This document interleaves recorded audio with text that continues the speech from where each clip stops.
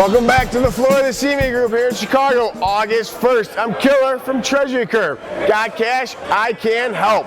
Let's look at this market today, folks. A lot of volatility. Last night we had President Obama deliver that final rose on that continued reality show out of Washington, and we have come to an agreement on the debt ceiling. I don't think it's exactly the agreement I think S&P, Moody, and Fitch were looking for, but nonetheless, we do have an agreement. We're going to come to a vote. But the real volatility today came off the ISM number, the weak ISM number.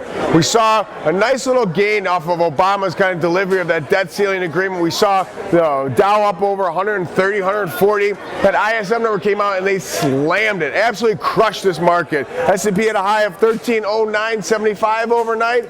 Currently, we're the lows 1275.50. It's a serious range for a Monday. I guess we're coming out of the month with a bang. Nonetheless, that 200-day, and you can follow me on Twitter. I tweeted this morning. It didn't really feel good, and I actually think anything, the fruit of the loom stock went up on this trade, but nonetheless, I stated that the 200-day moving average at that 1280, that was the place to buy them. You came in, made these lows, and went back up. So hopefully you were short, according to all these tweets I've been putting out, but I really think the market has been the most volatile and flying around is the Treasury market. I've talked about this. I talked about it this morning on CNBC. I talked about it the last couple of weeks on CNBC's Fast Money, but this 10-year trade is continually, that yield is creeping down to 2.5%. Right now, the 10-year, a high of 126.13.5. Last week, I targeted 126.06.5. That target got fulfilled and went through a little bit, and we saw some more stops. So a lot of volume trading there. Hopefully you get on the right side and do not try and fade that 10-year. There's still more room to run on this in the event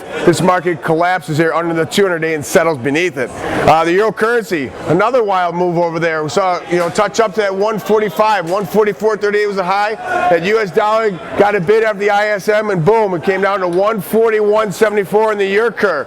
Crude oil has been all over the map as well today, folks. 98.60 high, 94.86. And if you do follow me on Twitter, when we were trading down, I said, back on the killer radar is that killer pivot of 94.83. 3 pips off there. Hopefully that worked out for you well. A lot of data this week, folks. Wednesday ADP, obviously the non-farm payroll on Friday. This market is very fragile right now. We have problems back in Syria. We haven't said the word Middle Eastern geopolitical situation in quite some time because we've been so consumed in Washington. But between that as well as the Eurozone stress situation, we got a lot to juggle with. So this could be a tough start of August. Stay tuned. I'll be here all week. Whoa, one other thing very important. Please remember, be the hammer, not the nail.